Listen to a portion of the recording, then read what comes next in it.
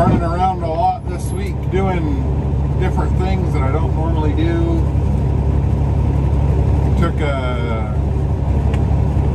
one of our low bed trucks, hauled a drill down to Reno, and then I hauled a different drill back up from Reno, and I hauled an off-road dump truck, an articulating dump truck, up to Yakima, and it's just been super busy the past few weeks, running around. Never really had a chance to get my phone out. I was in the middle of editing a different video together, so I didn't think it would be a big deal to, you know, miss. I was in the middle of making a different video and for doing something else, and then so I didn't bother like recording anything when I took the trip to Reno or took the trip up to Yakima, and now I kind of wish I had. But I've just got a little collection of different little clips I'm going to put together here. Right now I'm on my way back to Springfield. I'm in Salem, Oregon right now. I'm on my way back to Springfield. I took a chip van from Eugene out to La Grande,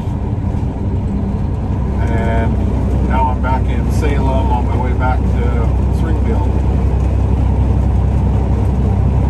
So I just got a few clips from a couple different things. I kind of made these little recordings, and they don't really, they don't fit together as one video on their own. I'm going to just kind of put them all together, and I'm going to put some pictures on from the haul truck and the drill that I was hauling. And yeah, I hope you enjoy it. Because of the sun, I don't know if the video is exactly quite doing justice how dirty this Peterbilt is.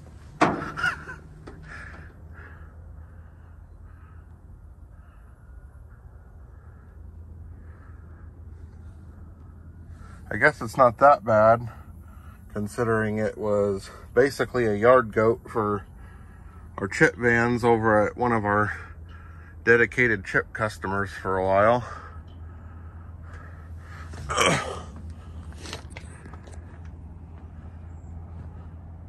I'm driving it today. It's a 1997. I think it's a 378. You see there, 378, 1997.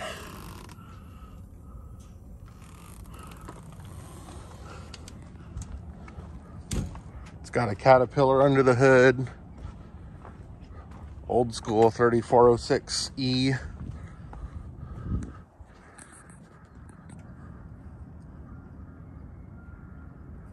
It's got air cleaner and stack on this side, and then on the other side it's nothing. Gonna move my tool bag here. Original floor mats from 1997. Hey, John Boy, out there, one. And it's got the original factory stereo in it from 1997. How rare is that?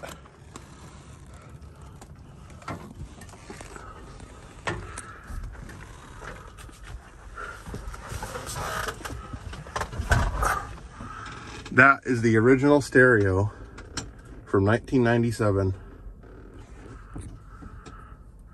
I don't even know how to turn it on. Oh, it's on. It works.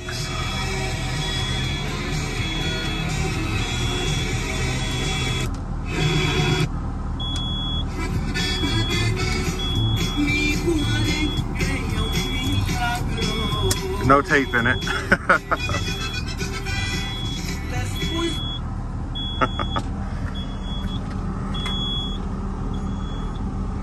So you got the key right here. You turn the key to the on position. Then over here, you got your push button start. So give her a crank.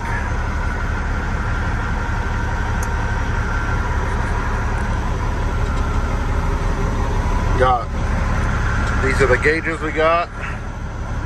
Outside air temperature and voltmeter, oil engine temp, oil pressure, water temp, fuel gauge, air pressure. I don't know if you can tell, but there's a white needle and an orange needle in there. So that's both of our air pressures on one gauge. Speedometer, tachometer, and then up here you have various warning lights, like when you turn on the cruise control, it tells you the cruise control's on. It does not tell you if the engine brake's on or not. Air conditioning controls are down here. The AC actually works pretty good. We got headlights, clearance lights. This switch changes the fuel gauge. So that's the left fuel tank. That's the right fuel tank. Both tanks are full, so obviously the fuel gauge for the sensor for the left tank is not working. You got a power mirror for that mirror over there, which works. I don't know what this switch does or this one. Don't know what this switch or this switch does. These switches are labeled for the tag axle, but they don't seem to do anything. The tag axle has another control outside that does work. Got your diff lock, fifth wheel slide, and air axle dump. Got a 12-volt plug down here. Got the E-log. Got the company stereo or company radio, which doesn't have a microphone, and then the CB and the speaker for the CB. Overhead lights, which don't work. Probably need new bulbs. Overhead lights over there, which are missing the bulbs. The original passenger seat from 1997. You can lean forward. A big window in the back. 10-speed Eaton Fuller. Has the little cup holder deal down here. That's about it. I have to go. I'm gonna adjust that mirror, tilt it up more, and then I'm gonna go wash the windows because they're covered in dust. This truck hasn't moved in a while, but that's about it. I'm gonna get going.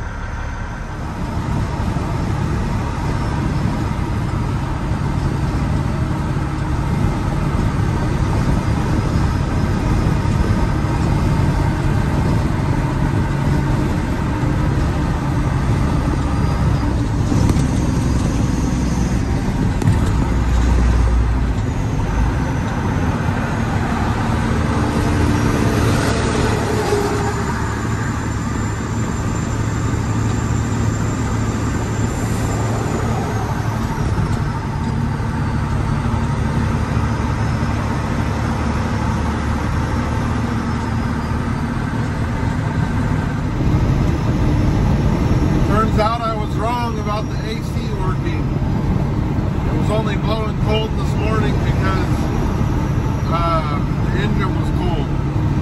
Once it got warmed up, it just blows hot now.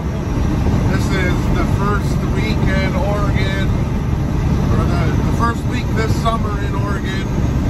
We're supposed to be getting triple-digit temperatures, and there's a lot of trucks that we have with no AC. It's been so long since I've driven a truck with a 10-speed transmission. I keep forgetting about 6th gear. I keep trying to go from 5th to 7th, because in an 18 or a 13, that's the shift pattern.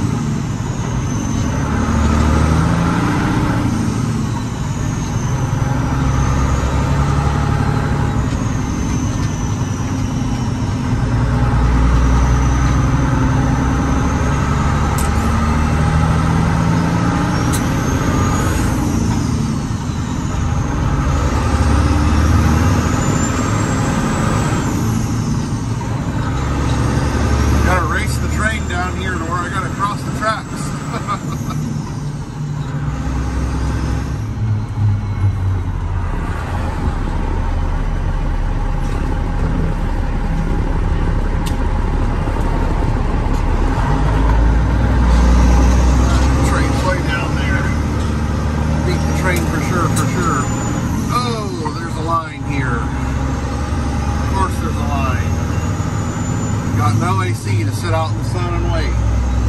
Back in my usual truck. Been the past couple weeks I've been driving one of our low bed trucks. One of our low bed guys took a few weeks off for medical reasons. So I was driving his truck around the past few weeks. Me and another low bed driver moved a D8 dozer, and we moved two D8 dozers. He hauled one and I hauled one up off a logging road down to a different logging road, and I hauled a drill. I hauled off-road articulating style dump truck, a Volvo A35.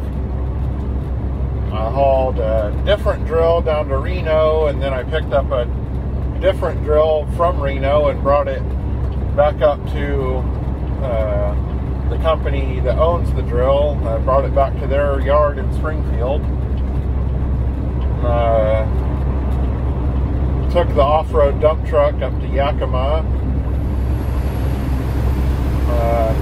Right now I'm on my way to LeGrand, Oregon with a chip van trailer. But yeah, basically the past 2.5, 3 weeks I've been driving a different truck, a different low bed truck.